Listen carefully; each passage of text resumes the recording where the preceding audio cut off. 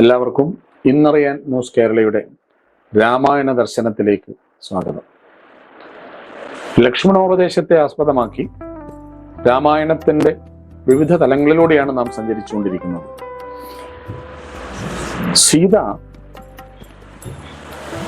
സീതയ്ക്ക് ചില പ്രത്യേകതകളുണ്ട്. പാതിവ്രത്യ ഗുണത്തിൽ മാത്രമല്ല, സ്വഭാവ വൈശിഷ്ട്യത്തിൽ മാത്രമല്ല, വാത്സല്യത്തിലും സ്നേഹത്തിലും ത്യാഗത്തിലും സമർപ്പണത്തിലും സീതയോളം പോന്ന ഒരു നായിക ലോകത്തിലില്ല. തൻ്റെയും തൻ്റെ ഭർത്താവിൻ്റെയും സർവ്വ ദുരിത ദുഃഖങ്ങൾക്കും കാരണക്കാരിയാണ് കൈകേയിയും മന്ധരയും. പക്ഷെ സീതാദേവി ഒരു വാക്കുകൊണ്ടുപോലും നോക്കുകൊണ്ടുപോലും അവരെ ഭത്സിക്കുന്നില്ല എന്നുള്ളത് എല്ലാ സ്ത്രീകൾക്കും മാതൃകയാക്കേണ്ടതാണ്. ഇത്രയും തൻ്റെ സ്വപ്നങ്ങളെ കൂടെ ചിറകരിഞ്ഞ കൈകേയി മഹാറാണി, രാമൻ രാജാവായാൽ രാജ്ഞിയാകേണ്ടത് സീതയാണ്. ആഡംബരമായ ജീവിത സുഖങ്ങളെല്ലാം അനുഭവിക്കേണ്ടത് സീതയാണ്. പക്ഷെ അവരുടെ കൈകേയിയുടെ ഒരൊറ്റ വാക്കുകൊണ്ടെല്ലാം തകർന്ന് തരിപ്പണമാകുന്നു. എന്നിട്ട് പോലും സീതാദേവി കൈകേയിയെ കുറിച്ച് മറിച്ച് എതിർത്ത് ഒരു അക്ഷരം പറയുന്നില്ല എന്നത് വലിയ സീതയുടെ ഒരു വൈശിഷ്ട്യ ഗുണമാണ്, സ്വഭാവ ഗുണമാണ്. സീത രാമന് വേണ്ടി, അല്ലെങ്കിൽ തൻ്റെ പിതാവായ ജനകൻ കൈപിടിച്ച് രാമനെ ഏൽപ്പിച്ച സമയം, ഭൂമിയിൽ നിന്ന് മാതാവായ ഭൂഗർഭത്തിലേക്ക് ആണ്ടുപോകുന്ന നേരം വരെ സീതയുടെ ഹൃദയത്തിൽ രാമൻ മാത്രമേ ഉണ്ടായിരുന്നുള്ളൂ. ഒരുപക്ഷെ അതുകൊണ്ട് തന്നെ ആയിരിക്കാം രാമൻ പോലും സീതയെ ആരാധിച്ചു എന്ന് രാമായണത്തിൽ നമുക്ക് കാണാൻ കഴിയും. ഭൂമിയുടെ ഒരു പര്യായത്തിൽ സർവം സഹ എന്ന് പറയും. ഭൂമിയെ സർവം സഹയാണ് ഭൂമി. ഒരുപക്ഷെ അതുകൊണ്ടുകൂടി ആയിരിക്കാം ഭൂമിപുത്രിയായ സീതയും സർവം സഹയായത്.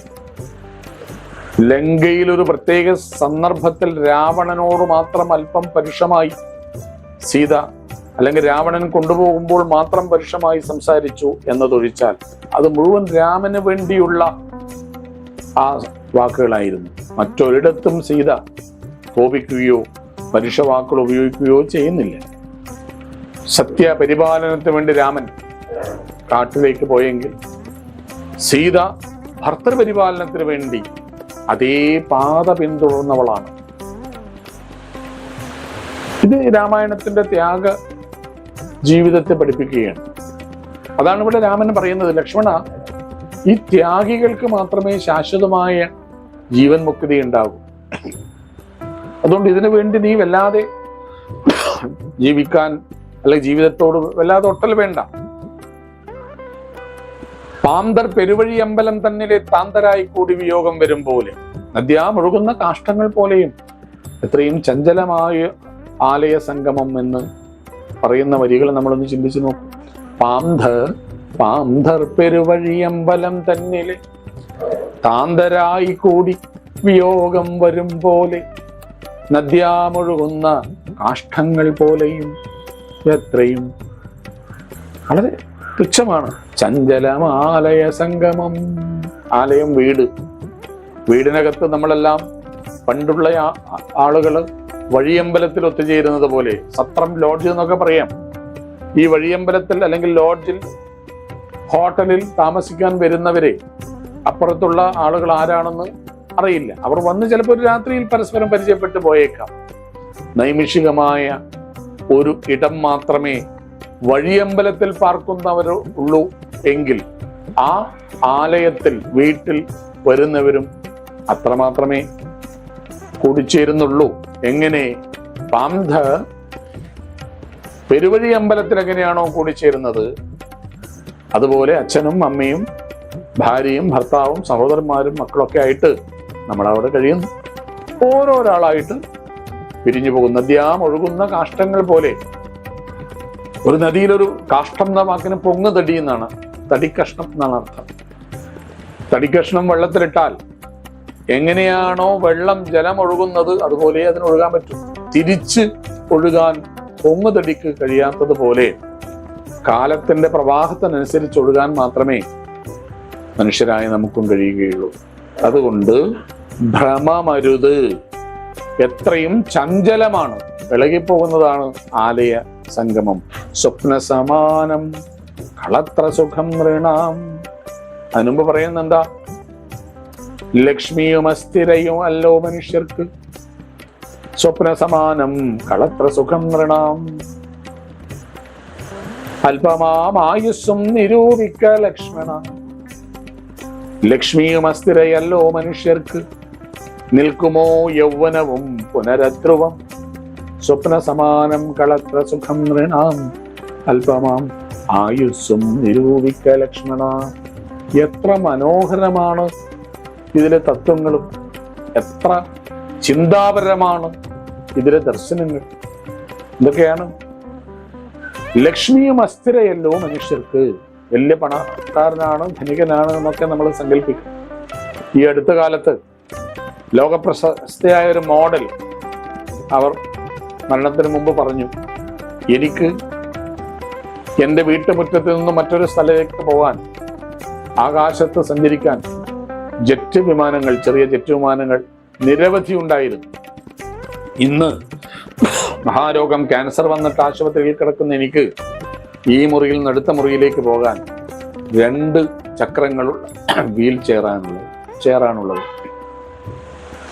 എൻ്റെ മുടി മാത്രം ഹെയർ സ്റ്റൈൽ ഭംഗിയാക്കി വെക്കാൻ മാസം ലക്ഷക്കണക്കിന് ശമ്പളം കൊടുത്ത് ഡിസൈനർമാരെ ഞാൻ വെച്ചിരുന്നു. ഇന്ന് ചികിത്സ കൊണ്ട് കൊഴിഞ്ഞുപോയ ശിരസാണ് എനിക്കുള്ളത്.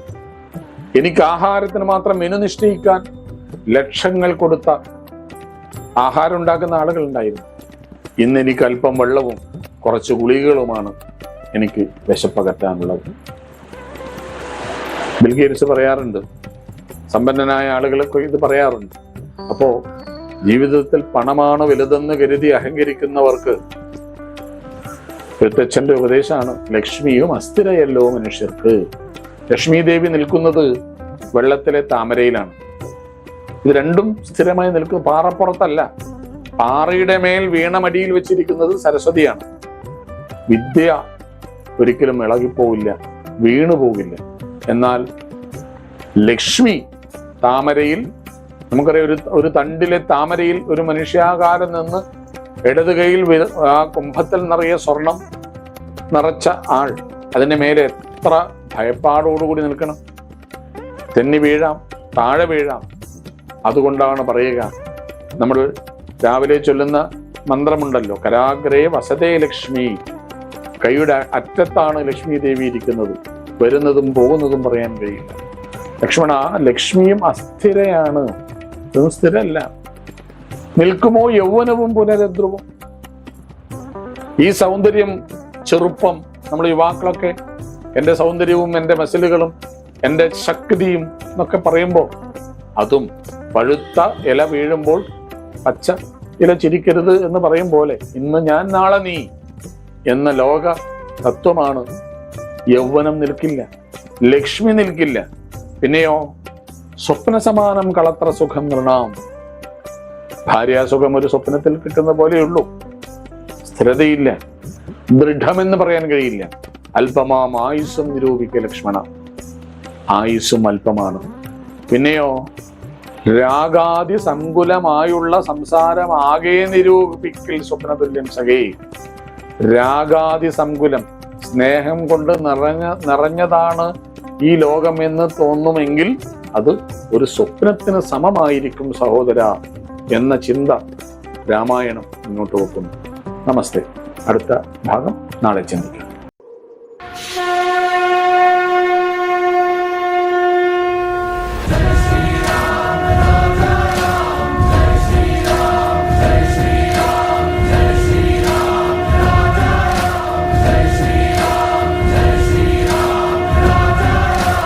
വിവാഹ പർച്ചേസുകൾക്ക് കുറഞ്ഞ പണിക്കൂലിയിൽ സ്വർണം മുൻകൂട്ടി ബുക്ക് ചെയ്യാൻ അഡ്വാൻസ് ബുക്കിംഗ് സ്കീം. പണിക്കൂലിയിൽ 50% വരെ ഡിസ്കൗണ്ട് നേടാൻ മൈ ഗോൾഡ് സേവിംഗ് സ്കീം. പണിക്കൂലി ഒന്നുമില്ലാതെ സ്വർണ്ണാഭരണം സ്വന്തമാക്കാൻ ഗോൾഡൻ ബഡ് സ്കീം. എന്നും വിശ്വസ്തയോടെ സ്വർണം സ്വന്തമാക്കാൻ Aradhana jewellery, Bangalore and city centre, Kannur, Fahaheel and Maliya, Kuwait.